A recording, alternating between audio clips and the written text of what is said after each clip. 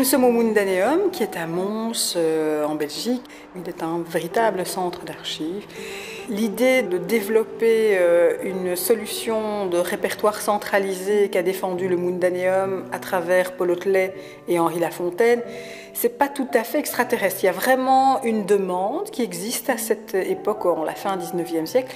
Il y a une demande d'organisation des publications de telle manière à ce qu'on les trouve facilement et qu'on ne perde pas de temps dans la recherche d'informations. L'un des points forts de cette méthodologie, c'est d'être un moteur de recherche. On pouvait faire une recherche par auteur, par titre et par sujet. Et ça, c'était vraiment la première fois que c'était possible de le faire. Donc c'est vrai que quand on dit Google de papier, tout de suite on comprend qu'on a une idée en tête, on a un sujet en tête. On regarde si ce sujet-là est présent et ce qu'il a comme fiche bibliographique dans le répertoire. Le label du patrimoine européen est attribué au Mundaneum, qui dispose de 3 implantations distinctes, avec notamment les activités pédagogiques, les activités événementielles et puis tout le travail à la fois conservatoire et administratif qui existe.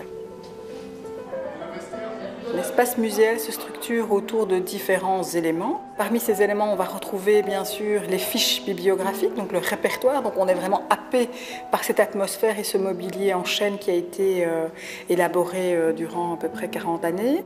Alors il y a aussi cet outil que nous avons conçu qui s'appelle le Mundaneum Petite Histoire d'une grande idée. C'est une borne interactive sur laquelle on peut découvrir, je dirais, l'histoire de l'institution, le contexte brossé en 3 minutes. On peut comprendre ce que c'est qu'une fiche bibliographique et de voir à quoi ça correspond. Cette idée de mettre en place une fiche structurée autour de la classification décimale universelle. Et puis après, on peut découvrir le réseau des différents contributeurs. Ce qu'il y a de nouveau dans le travail mis en place par Paul Otlet et Henri Lafontaine, c'est d'imaginer qu'on va pouvoir retrouver les références de livres où que l'on soit. Donc là, c'est un travail qui a de nombreuses difficultés, c'est la barrière de la langue, le fait qu'on puisse retrouver un thème particulier et le fait de pouvoir collecter ces références. Donc ça demande vraiment une coopération internationale très importante. Peu importe le support, pour autant qu'on puisse travailler ensemble par rapport à, je dirais, différentes thématiques, et ce sera toujours quelque chose qui permettra de mieux comprendre l'autre, puisqu'à la base, c'était travailler sur la culture pour favoriser la paix.